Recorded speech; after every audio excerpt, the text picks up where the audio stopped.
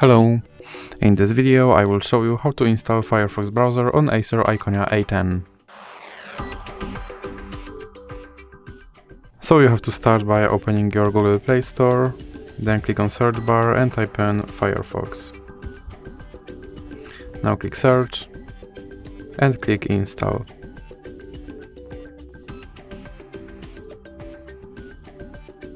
Now you can click open. And here you can set your default browser, or you can click cancel. Now you can add Firefox widget, or you can click not now. Here you can sign in, or you can click not now. And you can turn on notifications, or you can click not now again. And as you can see, my Firefox browser is now set up, so that's it for this video. If you liked it, please remember to leave a like and subscribe.